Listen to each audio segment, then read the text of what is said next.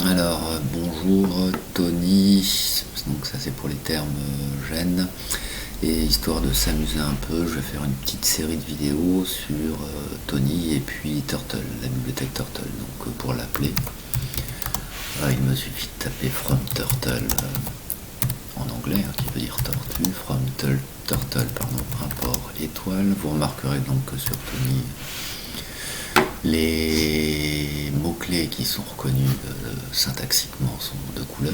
Donc ok, ça c'est fait. Et puis si je veux faire un carré, je peux utiliser, maintenant que j'ai la bibliothèque Turtle, enfin quand j'aurai lancé le programme, je peux utiliser forward devant. Donc avancer, forward, il faut mettre une distance, donc je vais mettre 100.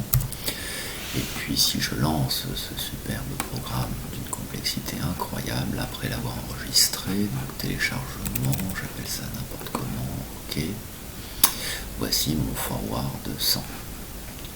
Accessoirement, si je fais aussi un left 90 degrés, car c'est en degrés, je tourne dans le sens trigo. Si je relance mon petit turtle, toc, vous avez vu que ma petite flèche, elle a fait une rotation. D'ailleurs, pour mieux le voir, le plus simple, c'est je vais me mettre en mode debug. Donc ça, vous êtes censé l'avoir vu. Enfin, le mode debug, là, ça sélectionne la première ligne, je la traite, hop. Donc ça vient de télécharger toutes les variables de la bibliothèque Turtle. Et puis maintenant, si je fais un forward 100, je le traite. Donc voici, il vient d'avancer. Si je fais un left 90, regardez bien la petite flèche ici. Je traite, voilà, ma petite flèche vient de tourner. Donc ayant compris ça, si je prends ces petites lignes, donc je vais faire stop, pardon. Si je prends ces petites lignes et que je les copie 4 fois, inexorablement, alors on va plus savoir faire de copier-coller, CTRL-C, CTRL-V, CTRL-V et CTRL-V, 1, 2, 3, 4, j'ai mes 4 blocs. Et si je lance le mode debug, je traite le 90, hop, et inexorablement, je reviens à mon point de départ. Bien. J'avais posé en fait une petite question, toujours dans l'idée, sans aller chercher les boucles. J'avais posé une petite question, c'était ça. Et comment vais-je réussir à faire cette croix-là? Eh bien, réfléchissons ensemble et ce sera la fin de cette vidéo. Je retourne sur Tony, je fais stop. Alors, je me rends compte que lorsque, en mode debug, pourquoi pas, j'ai besoin de ça, et ici, je ne veux pas faire le left 90, celui-là. Puisque si je fais un left 90, je vais redescendre. Donc moi je me dis, ok, c'est ici que ça va se corser.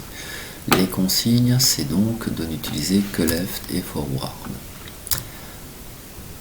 Vous avez trouvé, peut-être, ma foi, 90 degrés sans strigo. Si je fais moins 90 degrés, qu'est-ce que ça me donne? Je vais le lancer. Moins 90 degrés, ça y est, maintenant ça monte.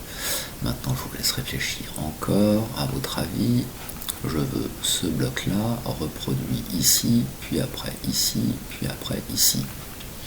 Donc, de quoi ai-je besoin? Ici, j'ai ma boucle principale. Donc après, vous avez trouvé peut-être. Ma foi, si je fais un forward 100, tout ça, oui, je pense que si je fais ça, et si je recopie en dessous, et si je lance, cool, et ma petite souris, ma petite tortue est dans le bon sens, ma foi, vous avez bien compris ce qu'il vous reste à faire, il me le faut 4 fois. Donc j'ai un moins 90, une fois, 2 fois, 3 fois, il m'en manque une, 4 fois. Si je fais ça, n'ai-je pas ma petite croix? Eh ben c'est cool, bien. Alors pour votre sagacité, j'aimerais bien que cette petite croix en fait se transforme. Non, je m'arrête là. J'arrête mon enregistrement.